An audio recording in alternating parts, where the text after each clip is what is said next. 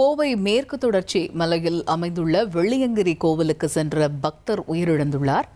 இது குறித்த கூடுதல் தகவல்களை எமது செய்தியாளர் கார்த்திக் வழங்கிட கேட்கலாம். இந்த சம்பவத்தின் பின்னணி என்ன கார்த்திக், விவரிங்க. வணக்கம். கோவை மாவட்டத்தில் பிரசித்தி பெற்ற வெள்ளியங்கிரி கோவிலுக்கு வந்த பக்தர் உயிரிழந்தது அனைவரும் மத்தியிலும் பெரும் சோகத்தை ஏற்படுத்தியிருக்கு.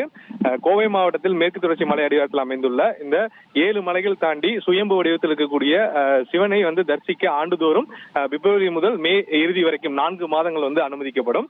7 மலைகளை கடந்து அங்கு சென்றால்தான் அந்த சுயம்பு வடிவில் இருக்கக்கூடிய சிவனை பார்க்க முடியும். இந்த சூழல்ல திருச்சியைச் சேர்ந்த தேசிங்கிராஜன் என்பவர் நேற்று இந்த மலையேற்றத்தில் ஏறி இருக்கார். அப்போது அவர் 5வது மலையில் மூச்சு திணறல் காரணமாக உயிரிழந்திருக்கலாம் என்ற ஒரு சந்தேகம் தற்போது எழுந்திருக்கு.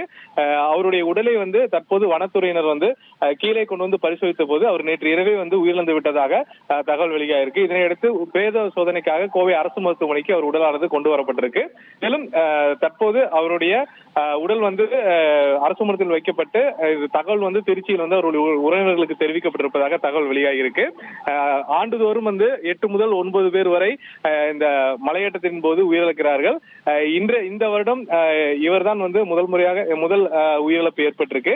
மேலும் வரக்கூடிய பக்தர்கள் அவருடைய உடல் தகுதியை மனதில் வைத்துக் கொண்டு மலையேற்றத்துக்கு வர வேண்டும் என்ற வேண்டுகோள் வனத்துறை தரப்பிலும் கொடுக்கப்பட்டிருக்கு. இந்த சூழல்ல 5வது மலையில் ஒருத்தர் உயிரிழந்தது அனைவரும் மத்தியிலும் பெரும் சோகத்தை ஏற்படுத்தியிருக்கு. தகவல்களுக்கு நன்றி கார்த்திக். இனி செல்லும் இடமெல்லாம் செய்தி.